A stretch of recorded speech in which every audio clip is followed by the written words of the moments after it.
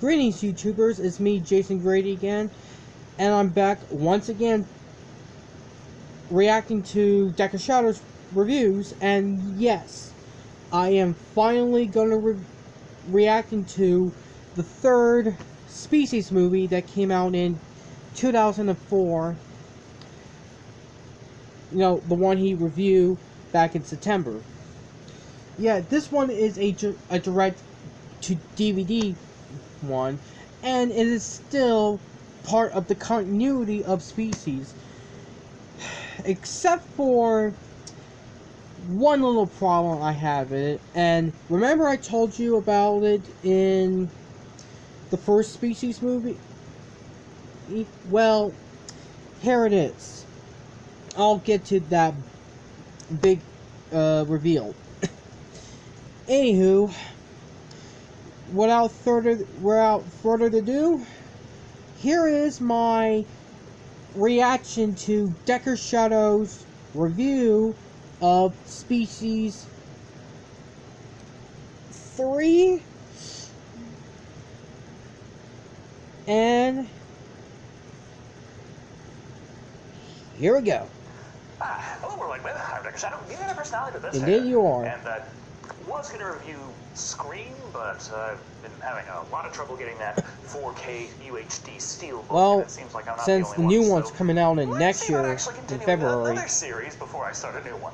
Species. You remember that one, right? H.R. Geiger's creature designs for a film about a biomechanoid horror erotica alien that uses humans to reproduce, but differently than an alien. Way back when I tackled the first movie, and sometime after that touched on the second. And it's understandable for you to assume that after Species 2 and the series would have absolutely nowhere to go, especially if anyone was interested in actually making money they on kind of it. just go... That's where low-budget, straight-to-video sequels come into play. Bringing us Species 3, direct-to-DVD in 2004. Despite the questionable direction taken in Species 2, Species 3 picks up right where that left off. And yeah, it takes place directly after the sequel left off. Another Species movie. Alien human hybrid that looks like a hot chick is naked and spends most of the movie trying to reproduce. Humans continue to make stupid decisions, toying with powers beyond their comprehension, and the body count rises. He always loves saying that. One of the producers thought it would be easier for the audience to identify with a younger cast, so for some reason, the entire story takes place on a college campus. Oh boy. Yeah, I don't want to do that again. Anyway, let's take a look at Species 3, because you just can't look away from a train wreck like that. Oh, come on, it could be worse. So we open up with a little call-in radio show about alien species. And the lady on the line, Colleen, played by Patricia Bethune, thinks she knows why aliens are all the rage nowadays. It was our atomic energy. They detected it.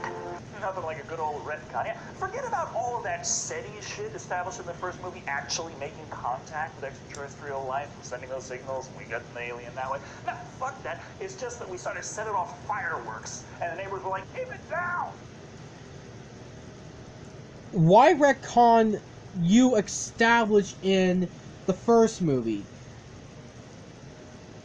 I know there's some crackpot theory around, but for me, they could have kept that in the... Still kept that important detail from the first movie. With that out of the way, we can jump right back to where the last movie left off. Eve's corpse is being driven around to the back of an army truck. The driver, Abbott, played by Robert Oh Pepper, yeah, has a this guy. Interior monologue that gets the audience up on the story so far. Eve back there, played by Natasha Henstridge, was the star of the last two movies, and an alien-human hybrid creature with alien DNA sent from space. Kind of fucked things up for a lot of people, but Abbott doesn't think that's any reason to stop now. He can take her cold, dead ass and purify her DNA to be even more perfect. Only then will we understand why she was sent. Yeah. And also, this jackass said Eve caused twice the destruction. Eve is in her cell in the second movie. She didn't do nothing. She was in her cell, surrounded by female security officers and female scientists 24/7, while you shouldn't talk about Patrick, the guy who was infected with the alien DNA, went around have sex with 20 women, or 20 women, because I only identified 6 women. Yeah, there were 6 women. The two sisters, his fiancée, a hooker on the street, a hotel brothel woman, and a stripper. Maybe there were more women that were actually cut out from the final version of Species 2 that I didn't know about. But for me, why is this jerk-off never referenced Patrick? He is the one who caused that destruction in the sequel. Please, write down in the comments, believe that. I mean, okay. Did they forget about that little detail in the sequel? Did the writers forget about that little plot detail? Please comment down if they should included a reference to Patrick was the one who caused that destruction in the sequel. I mean, he did nothing. And heck, I'm not alone in this one. Rambo Rap for Life mentioned this in his review. Rambo Rap for Life in his review, and Jurassic Godzilla fan in his review. And I agree with both of them. Anyway, let's continue. We did kind of already cover that in the first movie. It's not 100%, but the best theory going was that the DNA sent over from space was specifically to wipe humanity out, as we were seen as an invasive species.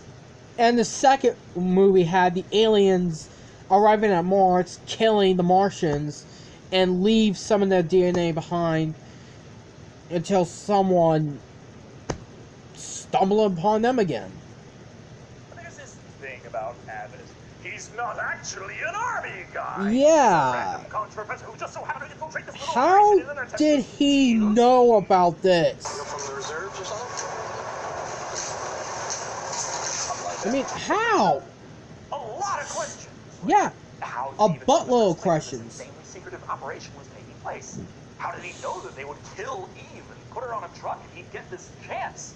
How was he able to just waltz in and pretend to be an army guy and no one fucking questioned it in an operation this top fucking secret? I don't know. And why in the hell is not a single one of these questions even explored in this movie, let alone answered?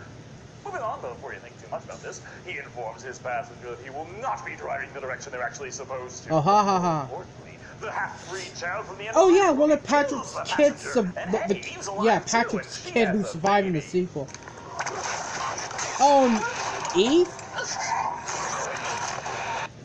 Yeah, she's in this movie for like 10 seconds, and she dies. Yeah, your main character from the female alien from your second movie, and you killed her off. Just enough time to give birth to the new main character, Sarah.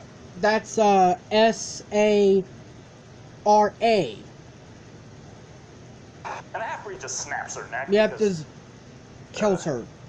because they didn't pay Natasha Henstridge nearly enough to actually stay in this movie. Well, she Well, is half contracted to do 3 movies, so... Kid should have known Hey. he'd Batman out of there when he slipped out of frame. But who will deal with this mess? Well, none of the old characters. Actors cost too much. So we got Yeah. discount actor Loomis, Agent Wasak, played by Michael Warren. Find that driver. Yes, sir. You may be wondering how they intend to find that missing driver. Simple. By completely ignoring this point for the rest of the movie and hoping you forget about it. Would it more sense to just search his ID card or the fingerprints on the steering wheel? You know, to get a better location of the guy who took the very important pure alien human hybrid and hide it anywhere? Besides, you've got to move on to more important characters as well as locations and MacGuffins that'll obviously come in very handy during the climax. Like Our what? industrial power plant, the classic action movie climax locale, with a 5-cent tour being given by Dean, played by Robin Doom. whom the Blu-ray box describes as an actress.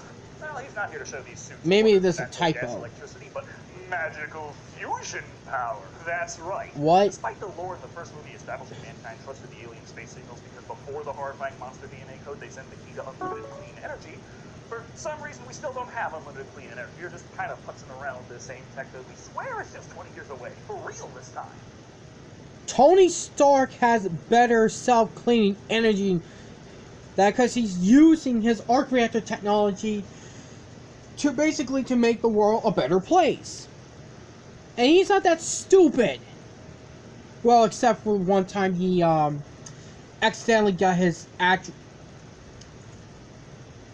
publicly tell the bad guy where he's at. So, hey, but I still love Iron Man and Captain America. I'd love to be able to fire this thing up myself and show you, but unfortunately there's only one guy who can do that, and that's the head of the department with his own personal access key. Everybody got that? Oh yeah, Dark Helmet. I got that perfectly. Moving on, we see a cat. Oh, come on, you don't... Yeah. Here it gets horrifyingly killed, in case you were wondering. Yeah, whether or for not the me, alien baby is dangerous I'm a or not. cat. I'm But above a actually, cat and dog person. I don't want to see because cats and when dogs Dean get is giving tours killed. of amazing future technology to executives and investors, he's late for class. A class under our Hey, mysterious driver from hey, New England. that happens to Peter He's a Parker all the professor time. Who has some kind of erotic fascination with viri. Something Dean scoffs at is how can a virus be perfect that it needs a host to survive? Hearing this, Dr. Abbott snaps, talking about the last few strains of smallpox currently in captivity awaiting destruction. I guess that pleases you, right? Who are you to judge what species lives or dies? The professor. He didn't say anything even remotely suggesting that conclusion. Seriously, His statement, dude? Nobody's perfect. Exactly Seriously? the same as advocating that we hunt down and murder every last man, woman, and child on Earth. No!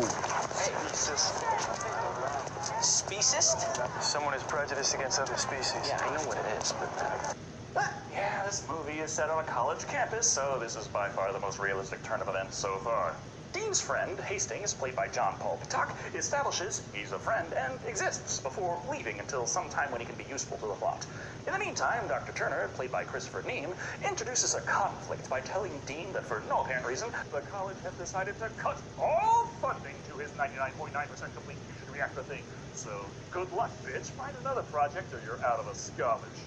Wait. You're cutting the funding? You can't cut the funding. I can do anything I want. Good guys, bad guys, doesn't matter. Nobody makes good decisions in horror movies. That kind of reminds me in Ghostbusters, where our three main Ghostbuster operatives, Peter, Ray, and Egon, got kicked out of the campus because the dean doesn't believe that their theories of ghosts don't exist. Seriously. I seen the Ghostbusters kick ass. Both the original veterans and the kid Ghostbusters. And they can do whatever they want. They're heroes. Back to his home to raise in the basement, only for it to kill his pet and only friend in the world. Yeah. Dude, note to self. Do not leave your... Yeah. Wrong advice, dude. Keep your basement door locked. No cats, no dogs entering that basement containing that very, very, very important alien. Hybrid human. It's a cat named Cat. That's short No wonder for he is thrown off by a Catherine. student named Dean. It seems the infant has now grown into a walking, talking, Hey, Dean could be food-demanding awesome. murder factory. Well, she wants food, she gets food. And with the first alien girl being named Syl and Syl's clone being named Eve, what's this one's name? Sarah. Yeah, Excuse me? after a pie named Sarah Lee. You don't have a name. I was just going to call you Hybrid Monster, but I guess Sarah will do. He doesn't keep that a secret from her either. He's very open about the fact that she is a one-of-a-kind alien-human hybrid. See, you are the third generation of something very special. though Abbott isn't exactly the best at keeping track of the family tree. Syl was cloned into Eve. That wasn't her daughter, so technically, being Eve's daughter, Sarah is second generation, not third. But either way, I'm curious about what other generations of the species aliens that we dig to see in the other. Especially when you consider how we see the agent deal with learning that Eve gave birth before she died. Yellow copy's yours? I just need the top copy for my records. No records. This never happened. Burn the body. Now. I can only imagine that Abbott was sitting just out of frame. Yeah, I'm curious that why don't they just do this again? Although he's getting calls wondering just how he managed to spend hundreds and thousands of university funds on stationery. But before he can confront Turner, the half-breed shows up. The kid from the truck at the opening, all grown up and hurt. Okay, how did he got aged like that? I mean, I know that they have the alien DNA that they can accelerate that age by when they go inside that cocoons, those pod things. Just asking. Running some tests, it seems that the half-breeds have absolutely no immune system whatsoever. Oh yeah, that's right, because the aliens don't like disease. So, well, creating half-human, half-alien hybrids, well, except for, like I said, some of those, so they could be more healthy, but no, they died. Well, the half-breeds... Pollen is killing the shit out of Yeah, them. pollen's killing them. Antihistamines to do the trick. Or, make it... Well, that backfired. Horrifying puddle of gore, tentacles, and Alka-Seltzer. Well, only one thing to do now. For that student you don't like to come check out the alien corpse in your office. Surprise, kid. Seriously, aliens are real, dude? and they've been fucking humans. The half-breeds are flawed, though, and they're dying. Thus, more will come. But don't worry, Abbott's got a plan. No, not to stop them, or to protect the human race, or anything even remotely noble. I'm talking about the engineering of a disease-resistant, perfect alien species. Really, dude? You're gonna make the species more... these alien species deceased? Immune to every disease on the planet? No! Bad! Really bad. Really bad. Are you that stupid? How? Shouldn't your first question be why? His plan's Yeah, pretty why? simple. Chop up the half-alien, chop up his DNA, filter out the human until we have pure distilled alien, then we just gotta go to get it procreate with more alien. What with him having his own little alien at home, who's getting ready for procreation? Oh yeah, When she's Turner shows up looking to she's find now a Abbott's fully busy grown blowing adult, the just like university's Cell money Neat. on. Well, Distracted Cell. by tips, though, he figures, fuck it. But lest we forget, the alien species doesn't like to mate with those who don't meet their personal DNA standards, and Turner gets turned down before things go that far. Unfortunately, he doesn't take rejection well. Fortunately, though, He gets killed by...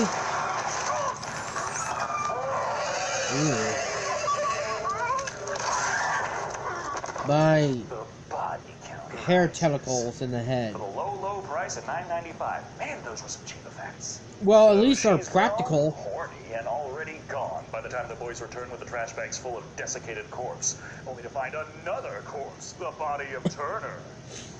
What are you doing? His access card might come in handy. Dude, how in the hell did you know that was going to be handy in Act 3? Yeah, how? Did he got access to the script or something, you crazy professor? What, was it shiny and it went right into your key items pocket? Dean immediately I wanna wants play to call Resident the police, Evil. but Abbott is quick to point out that Dean was last seen in public having a heated disagreement with the late Mr. Turner. So what are the police gonna think? Yeah. Tentacled him to death, or Dean did it? That's enough to get him to forget that plan, but he's not gonna help Abbott with his science experiments to make the perfect alien killing machine unless he also gets equal credit. That's right, if he's gonna doom the human race, it sure as hell ain't gonna be for exposure. Now, well, first things first, gotta ditch the dead dude before we watch Sarah, played by Sunny McBray, out on the town, looking for some college cock. Only one. Well, she is like Eve. And pretty hot. You know how Syl and Eve wouldn't go for anyone who had any kind of genetic diseases? Yeah. Sarah is kinda like that, but her standards are way too fucking high. Yeah, she just wants to find the right man to have sex with. Without any genetic disorders. So not a single stud in all the fraternities on campus meets her requirements for a mate. Not to worry, our friendly alien-wary citizen Colleen spots her sitting Oh, she finally joins in the night movie. wearing next to nothing and offers her a ride home. However, along the way, Sarah senses some half-breed on the train with a one-way ticket to Bone Town. But all this manages to do is get her to accidentally chop her arm off. Ah, well, let's grow another one, I guess. Well, they do have regeneration abilities. Oh, God! Start! It's fine, Sarah. Yeah, she's not in any danger, but of course she can't start the car. It's a horror movie. All we had to do was follow the damn train, CJ. All we had to do is follow the damn train. Follow the damn train, CJ. Grand Theft Auto San Andreas. Nice choice, Deckard. Nice choice. Point is, Sarah fails to mate and thus returns home. Makes Dean's acquaintance, and we can watch Dean get the lowdown on the backstory from Abbott.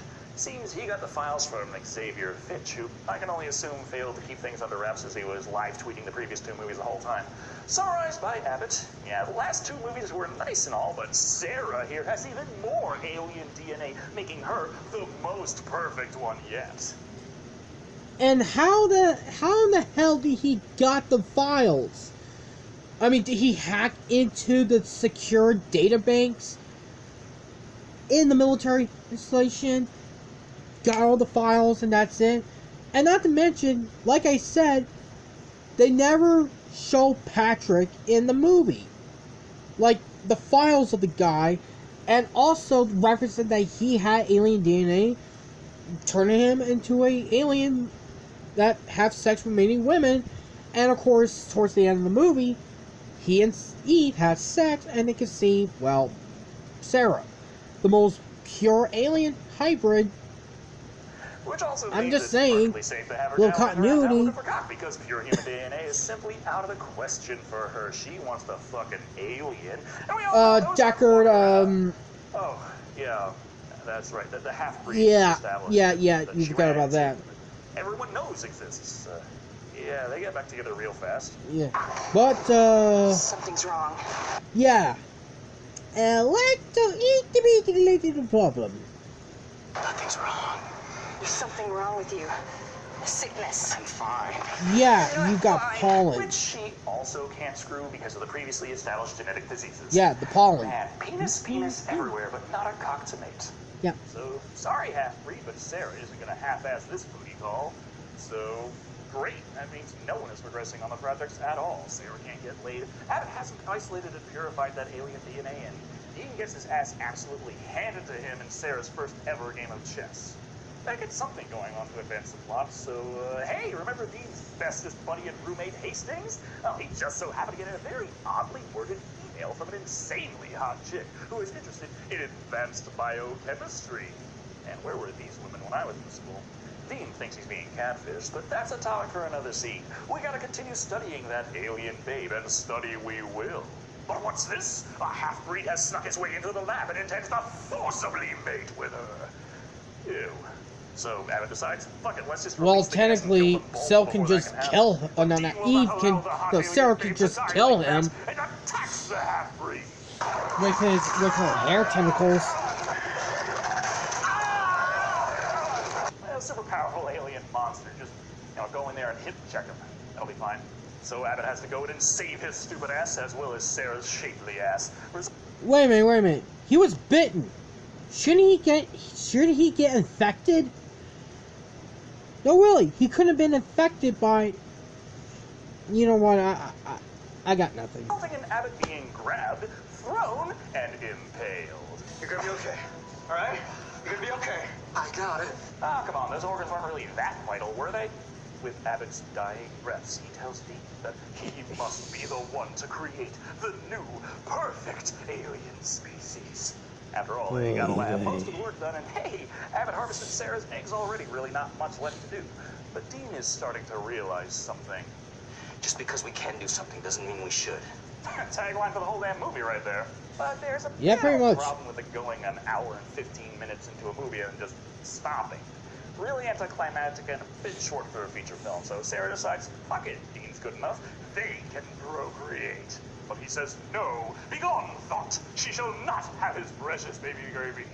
And you'd think this might mean she'd just go off and grab literally anyone else on campus, but nope. Instead we get plot thrust back into the main events by none other than our occasional useful side character, Hastings. Seems the lady in the email liked what he sent her. What he sent her being all those secret documents that Dean had lying around about the human-alien hybrid biological experimentation going on. Really, you moron? My shit.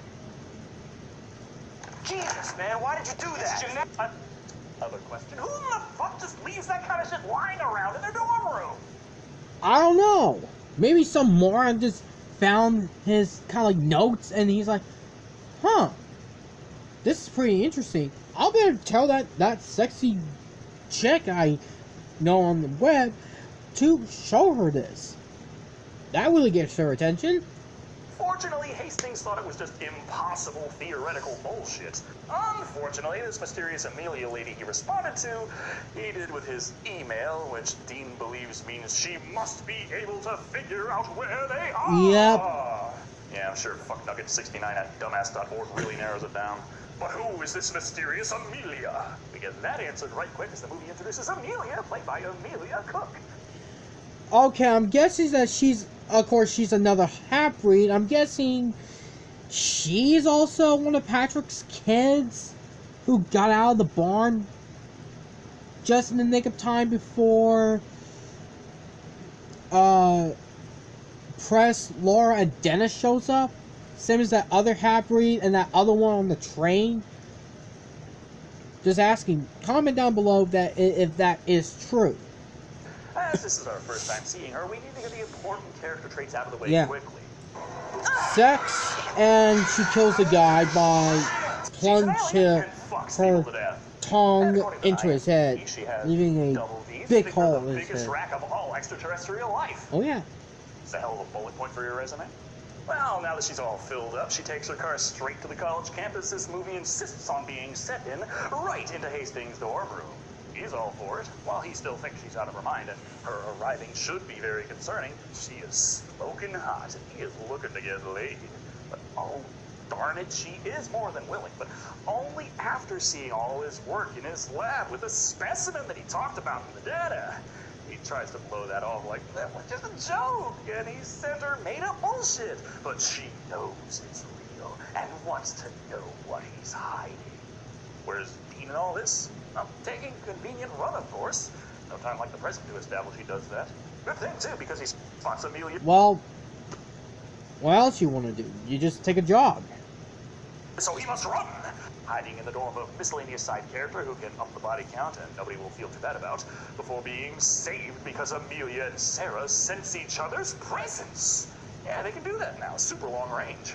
Gotta get this climax moving, so Amelia... Well, it worked in Species 1 and 2, that's it.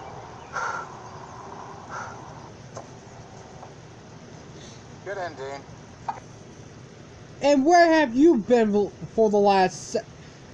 You could have been more useful throughout the whole movie instead of showing up in the beginning, a little bit in the middle, and towards the very end, dude. You're gonna be throughout the whole damn movie. An agent just pops up again.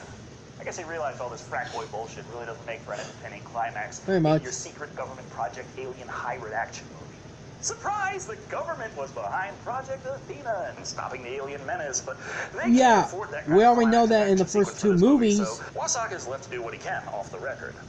Unfortunately, the current administration has much less of an appetite for science fiction, shall we say. And would figure, you see, this is exactly why we need a space force. And Or better yet, a group of... Well, you should call Stargate Command. They can take care of that problem because they've dealt aliens before. All the Colonial Marines or the freaking Avengers or the Guardians. At least they can take down alien threats. Just saying. anyway, while Amelia takes Hastings to Abbott's secret lab, which Hastings didn't know about, and Amelia seems to not know about just 2 minutes ago, forcing him to try and sequence that cleaned up half-breed DNA and inseminate those handy-dandy Sarah eggs. Sarah shows up as well. Well, guess it's time to join Side Evil. Amelia seems nice. Please, Don't make me do this. Do it. I'm honestly surprised he's even realizing this isn't in his best interest. All the dumb shit he's done up to this point, he draws the line at artificial insemination. It's just not natural. Yeah. But wait, a random smoke bomb firecracker lodged in a cheap $5 metal prop fills the room with anti-alien gases. The kind that work on Amelia, but not Sarah. I think it's Oh yeah, because she's pure alien.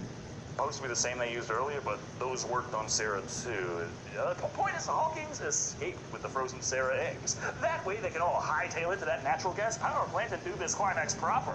Listen, Yeah, let's the head sound on bad. home. Oh, fuck's sake, Hastings, you may be pointless from here on out, but you just can't leave in the middle of the fucking climax. Yeah, none of the Avengers or any of our main heroes and their films ever leave the climax. They stay, they fight. Fusion generator, so that he may destroy Sarah's eggs once and for all. But wait, Amelia is not dead, and she intends to get those eggs More like a back. rejected Wait, design Sarah of an saves alien Steve from... Amelia. More like Something a powerful rejected evil is burn defeated, victim until from Amelia also Star pulls Wars? Sarah into the reactor, killing them both and destroying the eggs once and for all. The end. Except, of course, Well, no, he the well, movie just keeps going, and we watch Dean get better, Hastings do some menial tasks, and oh yeah, there's a new alien kid, and Sarah is still alive. There's some I haven't told you. What? This is another one of those movies that actively punish you for paying attention to the plot? It's more like one of those. Well, it turns out blind Sarah's audience alive. and change events around later, pretending like it's a twist when it's more of a 5-minute retcon. Sarah never died, and there was some half-breed DNA kicking around, so Oh, yeah. fuck it. Make that purified alien that this time looks human for no apparent reason, and voila! Let them go off in the sunset together. A happy alien couple. yeah, pretty much. But we'll doom the planet if they procreate. I didn't say he was fertile, did I? Oh yeah, he's sterilized I him. know, but Sarah has been sniffing out genetic disorders all movie, and she seemed pleased with him.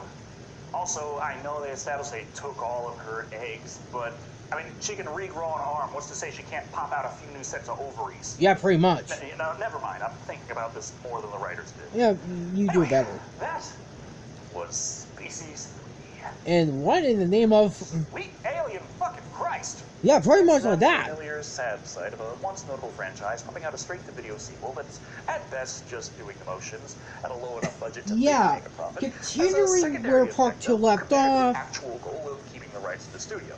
Still, there are reasons we enjoyed these franchises But in the first place, and you can sometimes get a do bit of not that mention flavor just out of doing the Patrick, motions. So, who's the one who how caused the does Species 3 destruction. fare? Yeah, you get your alien-human hybrids, naked chicks and alien fucking, but the absolutely You mind-boggling don't decision to have- sit the whole thing in a college Don't campus know absolutely why does there not are work the in other favor. half-breeds First of all, my high school got house out. identifies with college students just about as well as I do with secret government agents. And But more importantly, how it's they knew incredibly how jarring they that those knew secret about government Sarah. agencies suddenly didn't seem Well, to give a flying basically, fuck about this he walking apocalypse shows gallivanting around that campus they looking to can screw their sense way each into other the since they human had that race. Just link. let the kids deal with it or something. And deal with it they kinda do. Like I said, it doesn't really fit, so we violently shift from college to secret basement laboratories, and violently shift back again when the plot says so. The setting was clearly and obviously decided after the main plot, and things really don't logically link into each other as they should. Nope. Even when the movie does take the time to try and set things up for later, it's clunky, out of place, and painfully obvious. Wow, Why big- the hell else in this big new hybrid obvious. erotic horror set on a college campus just throw a random fusion generator in our faces in Act 1 and mention exactly how one goes about turning it on? What other reason could there possibly be? At the end of the day, Species 3 is a generic straight-to-video low-budget horror flick that Yeah, barely pretty much. utilizes the Species license for anything beyond having an excuse to have hot naked chicks walking around. A welcome addition, but not enough to really live up to its predecessors. Coming in at 2 tentacles to the brain out of 5. Yeah, And they also made a 4th one. yeah, and it's... I don't know. Give me 2 years, I might get to it. Well, actually, the 4th movie was the last movie in the Species films. And that came out in 2007. Yeah. Thank you all for watching. I've been Decker Shadow. And remember, no means no. And aliens have a way of making that very clear. Oh, yeah. But anyway, that is my reaction video to Decker Shadow's review of Species 3. It's it's okay. I mean, yeah, it's still continuing where Part 2 left off, but like I said, Eve, that guy added said that Eve caused twice the destruction. Like I said, and same as Rambo Red for Life and Jurassic Godzilla fan, Eve was in her cell, surrounded by female security officers and guards. It was Patrick who caused that destruction. I mean, like I said, did the writers forget about that one important plot detail in the sequel? I mean,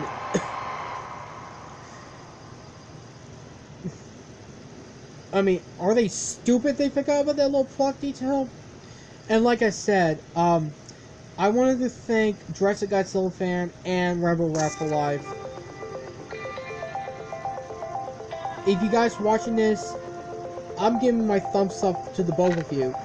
Anyway, this is Jason Gray P. Singer 61 here, / Jacob Higgins, and I will continue to do more reaction videos, and hopefully he will do the 4th movie. I can finally complete the Species reactions with you guys. Stay safe, be good, and have a kind of like, and also still cannot wait for Christmas. So, peace out.